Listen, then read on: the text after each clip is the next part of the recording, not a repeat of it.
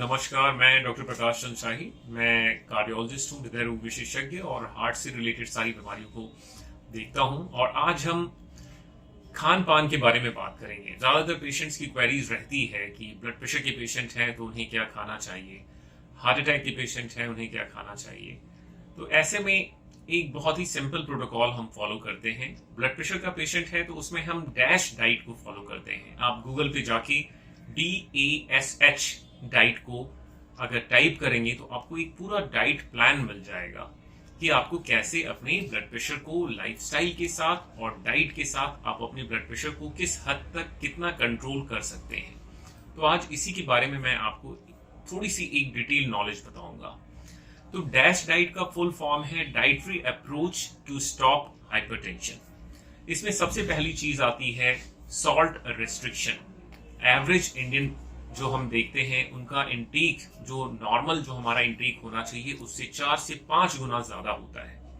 तो ऐसे में आपको ध्यान देना है कि जब भी आपके खाने में आपकी थाली आती है तो उसमें आपको नोट करना है कि आपकी कितनी चीजों में नमक पड़ा हुआ है। अगर आपने एक बार में रोटी, दाल, रोटी, हरी सब्जी या एक दो तीन तरह की सब्जियां ले ली, उसके साथ कोई चटनी, अचार, पापड़ रख लिया, तो ये आप नोट करेंगे तो 4-5 चीजों में नमक का इंटेक बेहद ज्यादा हो जाता है। तो ऐसे केस में आपको अगर 2 से ज्यादा चीज में अगर नमक दिख रहा है तो आप कृपया उसे हटा दें। इसलिए हम कहते हैं कि कोई भी एक्स्ट्रा सॉल्ट लेने की आपको जरूरत नहीं है और नहीं लेना चाहिए। वो आपकी कहीं न कहीं वाटर रिटेंशन को बढ़ाता है और शरीर में डिफरेंट हार्मोन्स को एक्टिवेट करके आपके ब्लड प्रेशर को बढ़ाता है। तो सबसे पहले आप अपने नमक के इंटेक पे ध्यान दें और एक्स्ट्रा नमक वाली चीजें स्पेशली जैसे नमकीन, चटनी, अचार, पापड़ जैसी चीजों को पूरी तरह से बंद करें। कहते हैं कि एक पापड़ अगर आपने एक दिन में खा लिया तो आपकी जो पूरे दिन की नमक की रिक्वायरमेंट है वो पूरी होगी।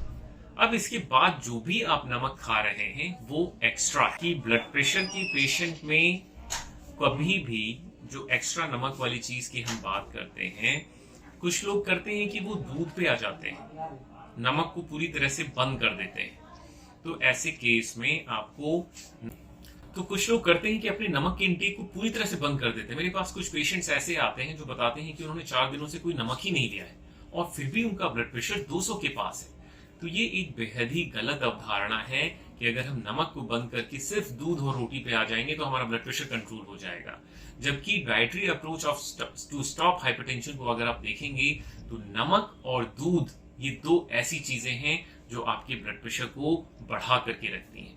तो इसीलिए हम दूसरी गाइडलाइंस में बताते हैं कि पेशेंट्स को डेयरी प्रोडक्ट्स पूरी तरह से बंद कर देने होते हैं। और ये बड़ा आश्चर्य होता है लोगों को, लेकिन ये वास्तविकता है कि दूध आपके ब्लड प्रेशर को बढ़ाता है और दूध से बनी सारी चीजों को पूरी तरह से बंद कर देनी चाहिए। ये हमारी दूसरी एडवाइस है आपके लिए। तीसरी एडवाइस में हम बताते हैं कि आपको अपने फाइबर इंटेक को बढ़ाना होता है। फाइबर इंटेक का मतलब है कि आपको मोटे अनाज वाली चीजें ज्यादा खानी होती हैं और ये देखा गया है कि जितना ही हम फाइबर बढ़ाते हैं उतना ही ब्लड प्रेशर 3 से 4-5 मिलीमीटर नेचुरली कम हो जाता है।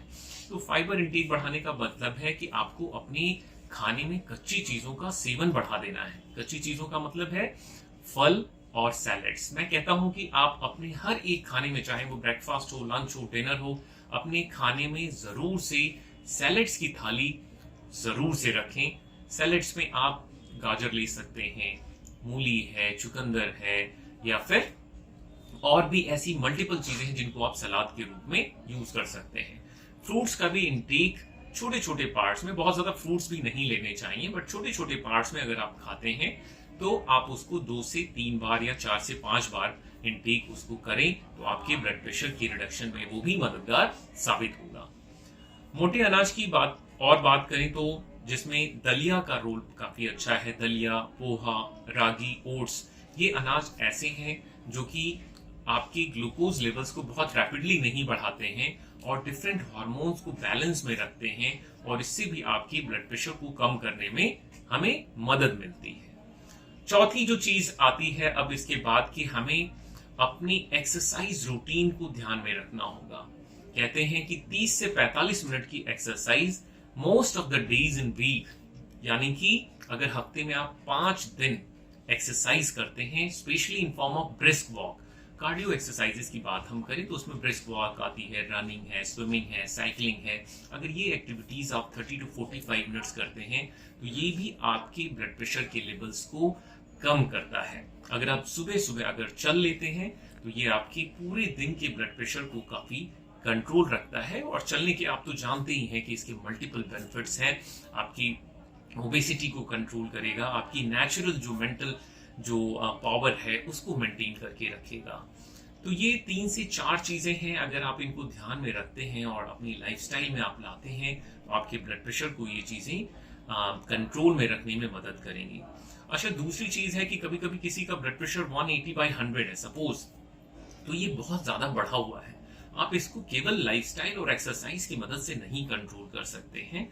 जरूरत है कि आप इस समय अपने डॉक्टर से मिल करके ब्लड प्रेशर की कुछ दवाइयों को शुरू कर लें और दवाइयों के साथ अपनी लाइफस्टाइल को फॉलो करें। दोनों चीजों का एक निश्चित समय होता है, एक निश्चित समय के बाद हो सकता है कि आपकी लाइफस्टाइल बहुत अच्छी रहती है तो दवाइयों को कम करके धीरे धीरे करके बंद किया जा सके। लेकिन शुरू से ही केवल लाइफस्टाइल पे ही रिलाई करना मेरी समझ से इतने ज्यादा बढ़े हुए ब्लड प्रेशर के लिए बहुत अच्छा नहीं है। अगर आपका ब्लड प्रेशर बॉर्डर लाइन है तो 135/90 या 140/45/90/95 का है तो आप शुरुआती 1 महीने तक अपनी लाइफस्टाइल पे रिलाई कर सकते हैं। दूसरे पेशेंट होते हैं हमारे हार्ट अटैक के पेशेंट। ज्यादातर हम तो काफी कुछ चीजों को मना कर देते हैं कि पेशेंट को कोई दूध वाली चीजें नहीं लेनी, ऑयली चीजें नहीं लेनी है। तो ऐसे में बड़ा कंफ्यूजन हो जाता है पेशेंट के पार्ट पे कि भाई हम खाएं क्या। तो खाने में हम सिंपल सी बात बताते हैं कि जब भी आपको खाना है तो आपको क्वांटिटी पे ध्यान देना है और उसकी क्वालिटी पे ध्यान देना है। आपका बैलेंस्ड मील, एक थाली जब भी आती है तो उसमें प्रोटीन, फैट्स, कार्ब्स एक निश्चित रेशियो में होने चाहिए। उसके साथ फ्रूट्स, सैलेड्स का इंटेक प्रॉपर होना चाहिए। बाहर की कोई भी जंक चीजें खाना बिल्कुल वर्जित होता है। आप रात का खाना हमेशा हल्का खाएं, कोशिश करें सोने से कम 2 से 3 घंटे पहले खा लें। अगर आपका हार्ट फंक्शन आपके डॉक्टर ने ठीक बताया है तो आप वाटर कंटेनिंग जो भी चीजें हैं वो ज्यादा मात्रा में ले सकते हैं। अगर आप हाइड्रेशन है प्रॉपर तो शरीर में थक्के बनने की गुंजाइश काफी कम हो जाती है और ऐसे में हार्ट अटैक की गुंजाइश काफी कम हो जाती है। तो मेरे विचार से इन 3-4 चीजों को अगर हम ध्यान में रखें तो हम किसी भी ब्लड प्रेशर से रिलेटेड प्रॉब्लम्स और हार्ट अटैक से रिलेटेड प्रॉब्लम्स को काफी ज्यादा कर्टेल कर सकते हैं। तो मेरा आपसे यही निवेदन है कि इन सब सारी चीजों को फॉलो करें। तो ब्लड प्रेशर और हार्ट अटैक के पेशेंट्स के लिए बेहद जरूरी है अपने खान पान और रूटीन, अपनी रेगुलर एक्सरसाइज को मेंटेन करना। खान पान में स्पेशली आपको डेयरी प्रोडक्ट्स और ऑयली चीजें पूरी तरह से बंद करनी है। एक रेगुलर एक्सरसाइज हैबिट बनानी है जिसमें ब्रिस्क वॉक, साइकिलिंग या स्विमिंग जैसी आदतों को आप हफ्ते में कम से कम 5 दिन करें तो बेहतर रहेगा। वाटर कंटेनिंग फ्रूट्स और सैलेड्स या ऐसे भी आप नॉर्मल पानी वाली चीजों का इंटेक ज्यादा करें, पानी का इंटेक ज्यादा करें तो ऐसे में हार्ट अटैक वाली गुंजाइश से आप बच सकते हैं। तो आप इस वीडियो को देखने के लिए आपका बेहद बेहद शुक्रिया और मैं आपसे रिक्वेस्ट करूंगा कि सब्सक्राइब करें और आगे आने वाली इसी तरह की हेल्थ रिलेटेड टिप्स को मैं रेगुलरली अपडेट करता रहूंगा जो कि आपके हार्ट हेल्थ को बनाए रखेगा। Thank you so much.